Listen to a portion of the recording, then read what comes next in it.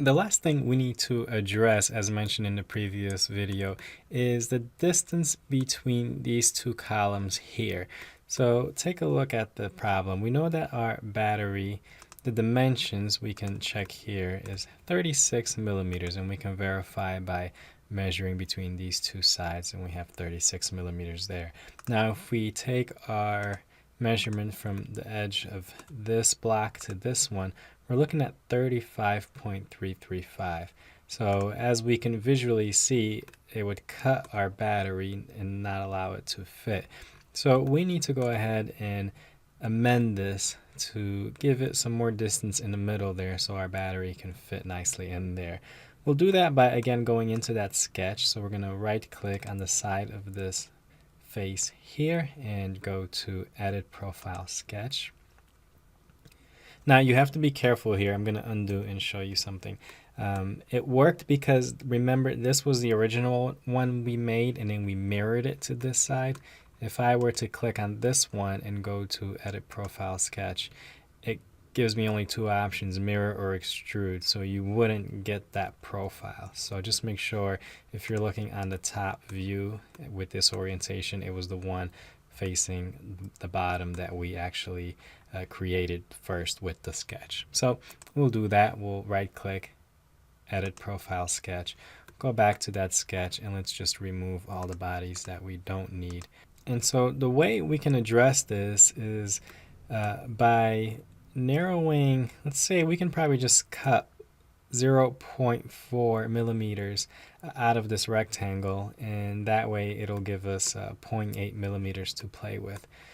However, we can't just come in and type 0.8 here because this is a center rectangle, and if we try to amend this dimension, it's going to take it from both sides.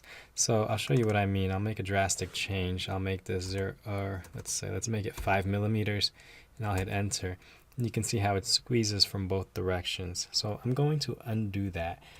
And to fix that, we're going to have to make this not be a center rectangle. And the way we can do that is just by deleting these constraints. So we have these diagonal constraints. I'm just going to delete that one, select this one, and delete it. Now if I double click on this, I'll click Capture Position. I'll make that 5, and it'll bring in that bottom part, which is not what I want either. So we're going to undo that. And we're going to have to apply our own constraints here. Notice that when we removed those diagonal lines, it went from black to blue, meaning that we can actually move this entire rectangle. So if I click this, we can now move it around. So I'll hit undo to put it back in place. I know that I want this edge to stay in place. So I'm going to hit D for dimension, capture position, click on that edge, click on this origin, and I'm just going to click and hit enter to set that dimension. So notice that it turned black. It's locked in place. All right, the next thing I don't want to move is these sides here. Notice I can move this around. So I'll undo to put that back. I want that to stay fixed as well. So D for dimension, click on that side, click on the origin, and I'm going to do this horizontal dimension here. I'm just going to click and hit enter because I don't want that to change. Okay, the only thing I don't have constraint now is this line up top here. So if I change this dimension, that's the only thing that should move. So let's try that again. I'm going to change it to 5, and there you go. So now I'm able to move that up and down.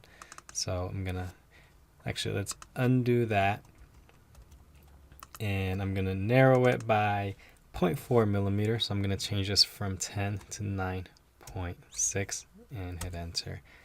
And now that works. Everything else was in place. The only thing that moved was this line was brought in a little bit. And it's important to address it this way because if you already have extrusions and other features in place, you can't just come in and delete this and create a new rectangle, or delete a line and create a new rectangle. You have to handle it by modifying what's there, and it may just involve removing constraints or adding constraints. That way, every sketch feature is still there, and the model can accurately reference those sketch features to make the changes it needs to the model. If we were to simply delete edges, it wouldn't know what to do. It wouldn't know that the new lines that we created are meant to replace the old ones. Okay, so now we can click on Stop Sketch. And we can't really tell right now, so we'll have to measure it. So I'm going to click on Inspect and measure from this distance to this distance, and I can see that I have 36.135, which is just a little bit bigger than 36, which is just what I need to get that battery to fit there. So let's bring that battery in, and we can see now that it's no longer cutting through that pillar there, that it fits, and we have just a slight little hairline of tolerance there in the middle. Okay, let's bring everything back in view to see how this looks. I believe we addressed all the issues, but there's only one way to find out, so we'll send this to the printer and see how it turns out.